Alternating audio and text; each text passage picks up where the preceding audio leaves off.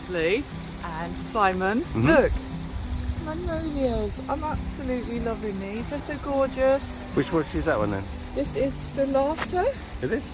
Scented silver, actually. Scented silver. I wasn't looking at any labels there at all. But I love magnolias. I mean, it's March now. There's not much out, but these are gorgeous. And they flower. There's no leaves. You see, it's just the flowers. Yeah, They look naked flowering. Absolutely. Oh. Naked flowers. They're gorgeous. Yeah, they're one of the first of the magnolias to come into flower. Yeah. Japanese beautiful. plant. They don't get too big, up to 2.5 meters, which this one is. Nice Well, shrub. scared, So, I mean, they're lovely. They look stunning. And I think I could be inspired to come here. So why are you showing me this then? I want you to buy me one. Oh, okay. I don't know where it's going to go, but I want one.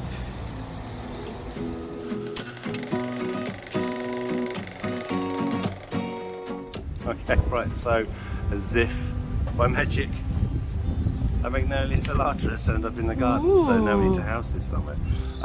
Great plant, as we're seeing at Wisley, they're in full flower. This one's only got leaf buds on it, but it's a great choice. Now when you're planting these, you need to put them either somewhere that is in either full sun or in semi-shade, and you want them quite sheltered because they're so early flowering. If you've got like freezing winds, freezing rains, what have you, a little bit of protection will help stop those getting all brown.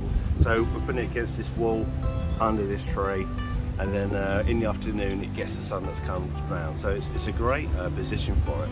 And soil wise, because where in their native area, they tend to be found sort of a bit boggy marshlands, and so it needs to be quite moist soil, but clearly not waterlogged over winter, so moist yet free draining. But the important things with these is the acidity of the compost.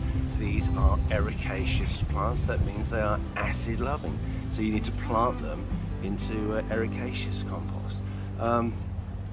Now typically, as I'd like to show you my hole, it sounds a bit show you the hole I've dug. As usual, it's a square hole because it helps the roots. You see that, right?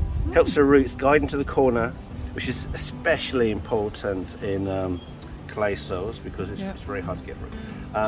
And these magnolias, they like it to be deep ericaceous compost. So I've dug quite a deep hole, much deeper than I'd normally. So that's probably about a spit and a half, and the spit length is the length of the, we call that the blade, don't we? But, so I've gone quite deep on that. So ericaceous compost, easily identifiable, usually pink, purple packaging, ericaceous written across it, or acid loving. You've got pictures of ericaceous plants on it.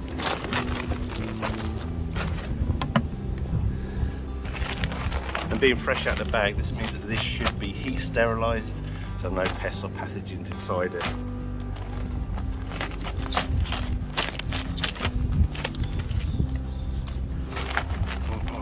It's exciting to get this so close to seeing it at Wisley. It is, yeah. Only a few days ago, you've done this exceedingly fast. They're available, so it's it's a good 4 to 6 inches of soil at the bottom there. Okay. This pops out, and I know I see a lot of people doing this. Do not feel the urge to start pulling all these roots apart. All you're damaging is the fibrous roots that take in the water and the nutrients, and it just stops it. It stops it. It shocks it, and it takes time to recover. So you don't mess about doing it. So just go straight in as it is, and the soil level here, keep it the same soil level here. Let's raise that a little bit more. Now, Lorna, have you got any questions for me? Hello. Will I get flowers this year? Oh, it won't be this year because it's already past this year. Will I get flowers next year? You really should get flowers next year. Now, there's no flower buds on here. No, just leaf. So it needs to grow, establish. They look similar, flower buds and leaf buds at this time of year, because they've got that kind of furry casing. Let's have a look. Do you see that? Yeah, but so there's no flowers to come, and it doesn't look like it flowers this year anyway. But, no, too young. But really next year, I expect Hopefully. them. Yeah, I expect them to come into flower. Let's have a look, see how this is going in. Well, just backfilling it with ericaceous compost too. Now, And usually, will I need to feed it with ericaceous feed? well, I was about to say, usually, for a lot of ericaceous plants, just surrounded with ericaceous compost tends to do the trick. But as they mature and the roots spread out, you can get issues with discoloration in the leaves. But you can feed it with ericaceous fertilizer, Yeah. and that's pretty much what you need to do. So Yeah. moving forwards, Yeah. feed it anyway, because you want to get a Yeah. good display of flowers in the spring. But whenever you feed these, always feed with ericaceous, because it just makes a better long-term effect for these plants. Fabulous. Anyway, thank you for watching. Thank All I've you. got to do is finish For this my off magnolia. and water it in, and that is my job done.